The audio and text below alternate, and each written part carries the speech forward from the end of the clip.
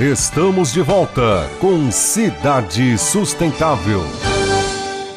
Estamos de volta com Cidade Sustentável e agora continuando o assunto que nós iniciamos no bloco anterior, a questão do rebaixamento de guias, que é um problema que está presente em Prudente e em todas as cidades. Todas as cidades eu vejo na cidade de São Paulo como isso é algo que está por todo lugar. O que acontece? As pessoas fazem o rebaixamento da guia, né? Isso acaba impossibilitando, geralmente nas regiões centrais da cidade, na região central da cidade, e as pessoas não têm nem onde estacionar mais veículo, porque é tudo guia rebaixada, e muitas vezes elas mesmas providenciam a pintura em amarelo da faixa, não é a prefeitura que faz isso. Eu peguei bastante gente, não é verdade? aprendi muita gente à noite com isso. Exatamente. E acaba acontecendo o seguinte, acaba aquele espaço que era público, ele, de uma certa forma, acaba sendo monopolizado, privatizado, né? E por conta disso aí, quando eu atuava como promotor de justiça de urbanismo em Prudente, foi instaurado um inquérito civil para a gente identificar os milhares de rebaixamentos irregulares na cidade que ainda existem, né? E houve a colaboração da prefeitura que vem, desde então, notificando para a regularização. Então, esse é o assunto que a gente tem que discutir agora. Na época que a gente assumiu a secretaria, tivemos conversando com você, com o trabalho que você já tinha feito anteriormente, mas como fiscalizar ninguém gosta, né? Porque passa para ser o ruim da cidade. E a gente conversou com você e entendemos no cumprimento da lei até uma questão de cidadania, porque muitas vezes as pessoas dizem, a lei não, é um direito do cidadão, que nós temos que entender que a cidade não é feita só daquele proprietário daquele imóvel, somos todos nós aqui em Presidente Prudente, 250 mil, mais 1 milhão de pessoas da região que utiliza a nossa cidade. E fomos buscar os processos antigos, ainda de 2005, 2006, que originavam na prefeitura e ninguém tinha tomado providência nenhuma.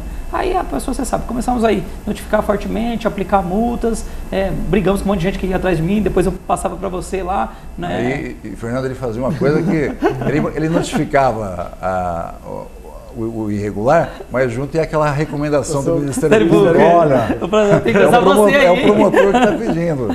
Eu falei, tem que usar você para ajudar a gente, né? Porque a prefeitura fica muito na questão política, né? E aí a gente, desse trabalho de parceria foi muito importante e a gente passou muito junto. Mas assim, eu cito um exemplo de 5 mil que a gente chegou a ter em Presidente Prudente, nós avançamos, chegamos em 800 só, quase 4.200 processos a gente finalizou. Um lugar que eu gosto de usar muito de exemplo, Dr. Nelson, é ali ao lado da prefeitura, entre a Coronel Marcondes e a Ribeiro de Barros. Ali era zero, não tinha nenhuma vaga. Hoje a gente pode ir lá, que hoje tem vaga pública para todo mundo lá, né? Porque a gente ergueu as guias, tudo, principalmente que tem muito consultório ali. Né? Então ali é um exemplo que eu chamo todo mundo e falo, olha aqui não tinha nada, aqui nem vaga para moto tinha, né? Então, e agora tem. Tem. Então a gente avançou muito nisso na cidade, nós somos muito rígidos, você sabe, nesse sentido que a gente é muito firme na hora do habits, porque a pessoa aprovou o projeto, principalmente no comercial, na hora do habits, nós não liberamos o habits mesmo, para você imaginar, de cada 10 pedidos de habits comercial, 9 não saem por causa de rebaixamento de guia. Se não consertar, nós não fazemos. Então, isso foi criando um exercício na prefeitura, inclusive com as equipes técnicas que estão ficando lá, que a gente é de passagem, dessa cultura, desse hábito. Então, hoje não tem ação política, a ação é de poder resolver isso e essa constância. E essa questão também tem, essa questão tem a interface com onde você atuava, Fernando. Exatamente. E isso aí, como havia o rebaixamento, às vezes, de 100% do atestado do imóvel, não havia onde plantar não tinha mais árvore. nenhuma árvore. E logo após o Laércio notificar e as pessoas erguerem as suas guias, automaticamente o Horto Florestal vinha e já fazia o plantio de uma nova muda nesse local. Aí sim, constituindo um obstáculo físico, né? E as pessoas aí não passariam mais a utilizar essas entradas. Mas a questão que eu vejo é que nós começamos uma remodelação da cidade. E como o Laércio disse, algumas vagas que não existiam começaram a surgir e as pessoas viram que o negócio é sério, que é uma lei e que nós estamos cumprindo ela. Então, ninguém está inventando nada, não isso tem está nada na lei. Inventado, está ali escrito. As pessoas que não obedeciam, e as leis têm que ser obedecidas. E você vai lembrar até de um detalhe, claro que nós não vamos aqui declinar o nome, mas há no centro da cidade de Prudente uma clínica dentária, né? E na frente havia um café onde nós sempre estávamos. Sim. E os veículos estacionavam naquelas guias todas 100% de rebaixamento. E os veículos grandes, né? E até que um certo dia nós vimos um senhor com uma bengalinha e ele não tinha como continuar andando pela calçada, teve que sair naquela rua movimentada, mal conseguindo andar e ir para a rua. Foi quando então nós até chamamos a polícia, não sei se você se lembra. Perfeitamente. A polícia apareceu lá, multou todo mundo, mas foi a partir daquele instante que nós vimos assim, é um problema que afeta as pessoas. Passeio público, o nome já diz, né? É para pedestre, não é para estacionar veículo. O que você falou me recorda em 2009, logo que a gente assumiu a secretaria, e eu conversei bastante com o Fernando, e a gente tinha um trabalho conjunto, que o Fernando já vinha das outras administrações, e ali eu peguei o local onde tinha mais acidente, por exemplo, que era em frente ao Corpo de Bombeiro.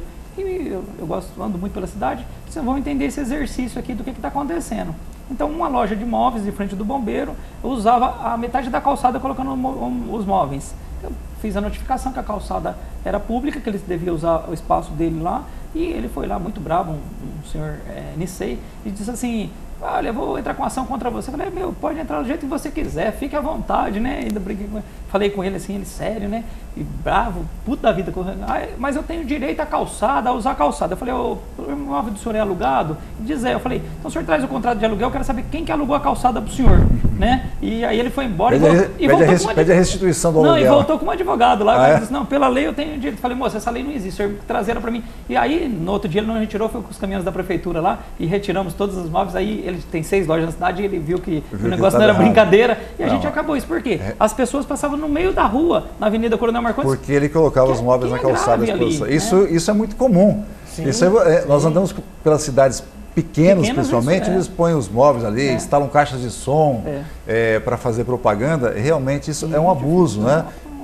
É um abuso do bem público. Eu acho que até é uma questão de uma responsabilidade comercial do cara, porque você imagina da pessoa lá, é uma falta de respeito com o próprio cliente dele, que não consegue nem acessar na loja dele, faz um carnaval lá. Exatamente. No centro de Presidente Prudente, nós tínhamos 60 lojas nessa mesma situação.